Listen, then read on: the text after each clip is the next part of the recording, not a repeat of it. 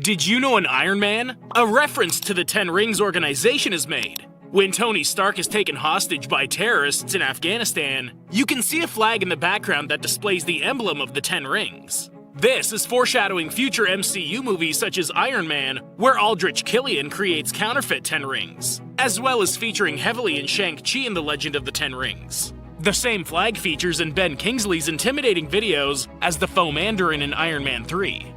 Did you know in Mission Impossible Fallout, Henry Cavill was completely unaware of the first name of his character he played? That's because August Walker, Henry Cavill's character, is never called by his first name in the movie. Not even when presented by Sloane to Hunley at the beginning of the film. He only found out after he saw the full name on the back of his on-set chair. Interesting enough, Cavill's character August Walker also operates under the codename of John Lark, a terrorist with plans to wipe out a large part of civilization.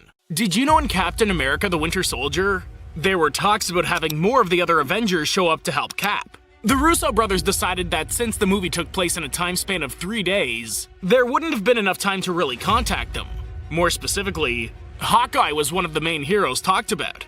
They decided against bringing him into the story since enough new characters had been introduced, and they didn't see the point of bringing him in without having a deep enough reason in the story. Did you know in The Amazing Spider-Man 2, Andrew Garfield's performance during Gwen's death is genuine since the two actors hadn't seen each other in a few days? Andrew even texted producer Matt Tolmach to say "I f***ing hate you" in response to the scene and its delivery.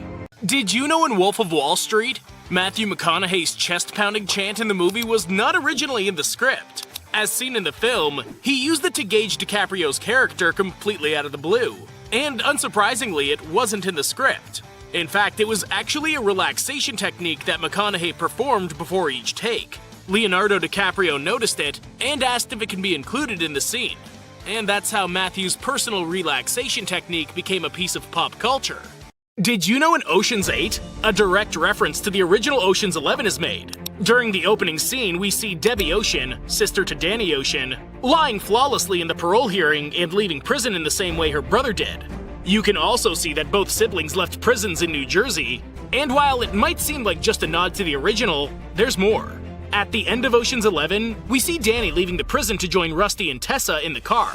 The latter making a joke about Rusty getting a girlfriend, to which Danny responds, "There's a women's prison down the road." This could be the same prison Debbie was in at the start of the movie.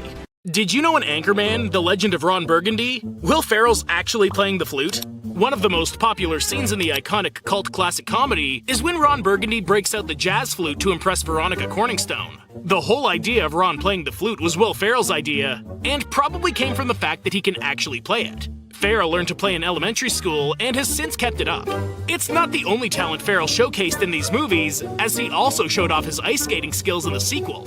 Did you know in Hellboy, Guillermo del Toro somehow read Mike Mignola's mind? It turns out that the idea of Rasputin getting stabbed in the belly with a creature coming out of the wound was originally one of Mike's abandoned ideas for the comic book story Seed of Destruction. The surprising part is that Mike never told any of this to Guillermo. It was all his own idea.